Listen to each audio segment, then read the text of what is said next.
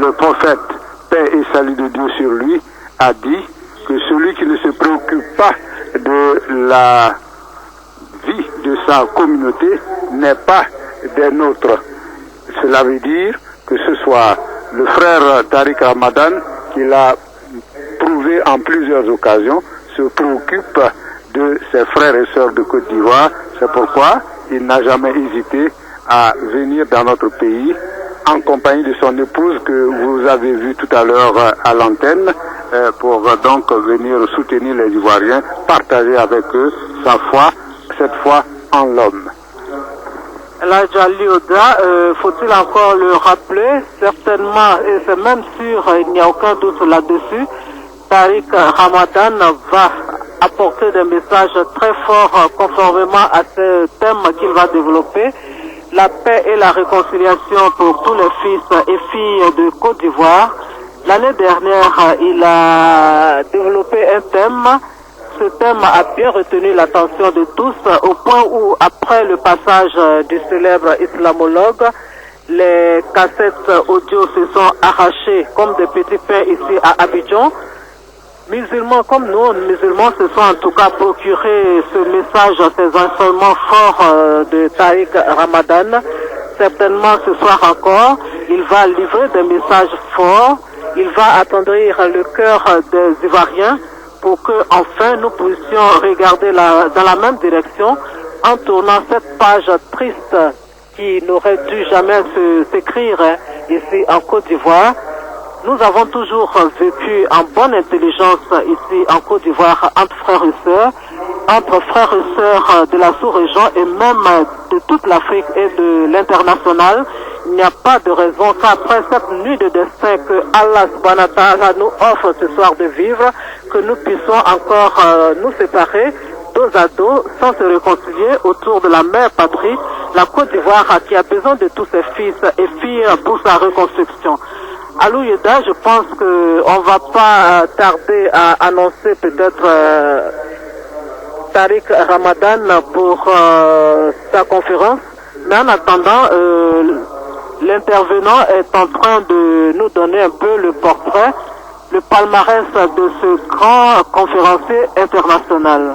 Je voudrais justement, en confirmant ce que vous dites, proposer à nos auditeurs et aux téléspectateurs quelques traits, sinon quelques lignes sur la pensée de l'homme. Tariq Ramadan se fait connaître en France en 1994 après la publication d'un ouvrage intitulé « Les musulmans dans la laïcité ». Il plaide pour que les musulmans vivant en Occident ne se considèrent plus comme des étrangers ou comme des résidents temporaires, mais comme des citoyens à part entière. Selon lui, ce changement de mentalité doit inviter toute aliénation. Il réclame le droit d'être musulman européen. Alors voilà, donc c'est donc un monsieur engagé, une personnalité engagée, qui a foi en ce qu'il dit, qui a foi en ce qu'il fait, et il partage cette foi avec les autres. C'est cette foi-là qu'il est venu ce soir partager avec ses frères de Côte d'Ivoire. On va donc écouter Tariq Ramadan qui a été annoncé au pupitre pour s'adresser à toute la communauté ivoirienne aujourd'hui qui célèbre dans la ferveur religieuse cette nuit du destin qui ne s'offre qu'une seule fois dans l'année. On écoute Tariq Ramadan. أشرف المرسلين سيدنا محمد وعلى آله وصحبه أجمعين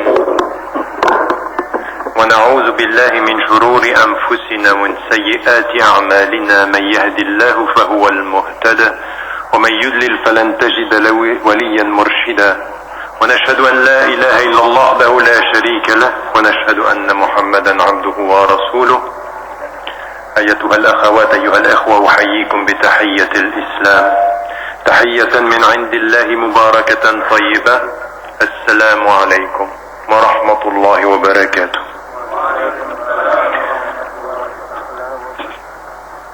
Chers frères, chères sœurs, c'est avec un plaisir tout à fait particulier que je suis avec vous cette année encore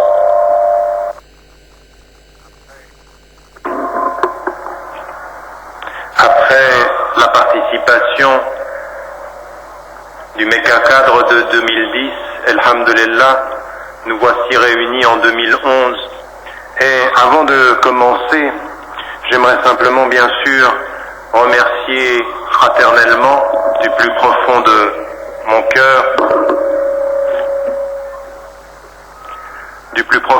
cœur, le Cheikh Fofana, Cheikh El Aïmma de Côte d'Ivoire, non pas simplement pour la présentation qu'il a faite et l'accueil toujours extraordinaire qui est le sien quand seul ou avec ma famille je me rends ici en Côte d'Ivoire, mais pour des années de service au nom de l'islam, de service devant Dieu, pour que cette communauté soit digne et qu'elle soit représentée comme il se doit, parce qu'il est un exemple, parce qu'il est mon aîné, parce qu'il est mon grand frère, parce qu'il est mon ami, parce qu'il est mon enseignant.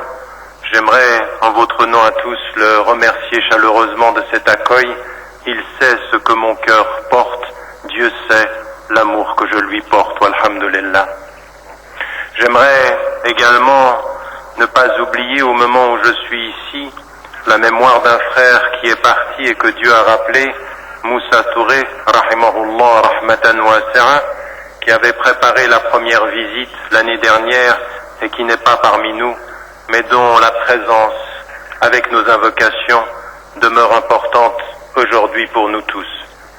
J'aimerais encore, et je sais que je vais en oublier, mais je ne vais pas faire la liste longue, ceux que je ne citerai pas sachent que le cœur est là, même si la mémoire ou si le temps ne permet pas de me rappeler de tout le monde, mais 2 ou 3 noms que j'aimerais impérativement citer. Bien sûr, l'imam Mustafa, qui a été la cheville ouvrière de la présence l'année dernière et de l'organisation cette année, lui et son épouse Aminata, et j'ajouterai à ces 2 noms, ces 2 prénoms, Mohammed. C'est la 2e année, sans que vous le sachiez, que je porte une chemise qui m'a été spécialement confectionnée pour la soirée. Et donc je l'en remercie également pour ce don et pour cet accueil. Je n'oublie pas non plus un frère de longue route, Momodou Mokodou Thiam, parce que sur la route et depuis longtemps il a été là, parce que sur cette route, Allah SWT lui a repris un fils et que ça a été difficile et que mon cœur est avec lui et son épouse, avec sa famille, et que je n'oublie pas le long de cette route la fidélité de l'homme et la dignité de la mémoire. Que Dieu nous aide, Inch'Allah, et que Dieu l'aide. Au-delà de ceci, tout le comité d'organisation, toutes les femmes et tous les hommes qui ont participé à cette organisation, bien entendu les autorités de ce pays, mais aussi les médias.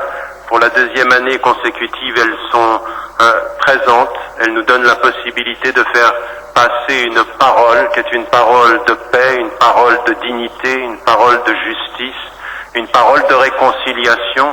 Et c'est ce dont nous allons parler ce soir. J'aime à rappeler, parce que je fais souvent la critique des médias qui ne nous aident pas toujours quand le monde va mal, il faut savoir saluer les médias quand ils donnent du temps à une parole qui veut que le monde aille mieux. Il faut saluer la conscience des journalistes et des autorités de tout ce qui concerne la couverture médiatique et les moyens de communication quand ils prennent le temps, offrent le temps à leur population de leur faire entendre une parole qui est une parole d'édification et non pas simplement la couverture des catastrophes à travers le monde. Et pour cela, j'aimerais les saluer et j'aimerais saluer cette initiative cette année encore. Je n'oublie pas, au moment où je vais commencer, ceux à qui j'ai demandé avec mon épouse ici présente.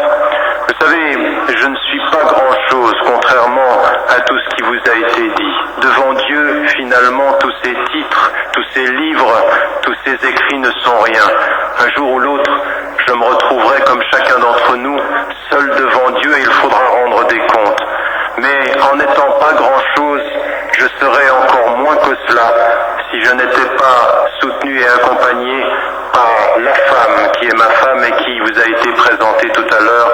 Et en votre nom à tous et publiquement, je la remercie de tous les sacrifices qu'elle fait pour que cette parole soit entendu et que nous puissions être là. Mais sachez aussi qu'au moment où nous sommes là, nous avons demandé l'autorisation à 4 personnes pour pouvoir être des vôtres ce soir. Et ces 4 personnes, elles s'appellent Mariam, Sami, Moussa, Najma. Et ce sont nos enfants qui aujourd'hui sont au Maroc sans nous pour que nous puissions être ici parmi vous. Ne les oubliez pas dans vos invocations, car s'il est bon d'être un grand conférencier, il est plus important devant Dieu d'être un bon père et une bonne mère. J'aimerais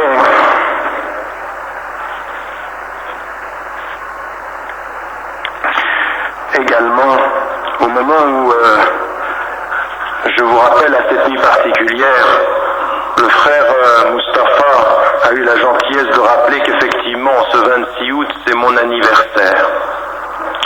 Et cette Laylatul Qadr, cette nuit du mérite et de destin, elle est la 27e nuit.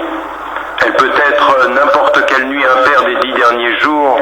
La tradition la réserve à le 26e jour, la 27e nuit. Et c'est un vendredi, un jour béni. Et il se trouve, alhamdoulilah, que c'est le jour d'anniversaire. Je sais que certains de nos frères, très traditionnalistes et très littéralistes, n'aiment pas qu'on fête les anniversaires, parce qu'ils pensent que c'est une innovation. Or, il y a dans l'islam de bonnes innovations. Il n'y a aucun mal à souhaiter un bon anniversaire et à célébrer ceci. Et le seul cadeau que je vous demande, c'est un cadeau halal. Le seul cadeau que je vous demande est un cadeau halal. Pour votre frère qui est devant vous, mais aussi votre frère et votre sœur qui est juste à côté de vous, vous allez faire ce que le prophète ﷺ a présenté comme une aumône. Souriez. Offrez le sourire à ceux qui vous entourent, parce que l'ibtisam fi wajhi akhik sadaqa. Le sourire à la face de ton frère est une aumône. Et ce sourire-là, qu'il soit cadeau. Et à tous les littéralistes qui ne seraient pas d'accord, je leur dirais en souriant, apprenez qu'il y a du halal dans le sourire et n'en faites pas du haram. Au-delà de ceci, réfléchissons au thème de cette soirée. Et le thème de cette soirée est le thème de la paix et de la réconciliation.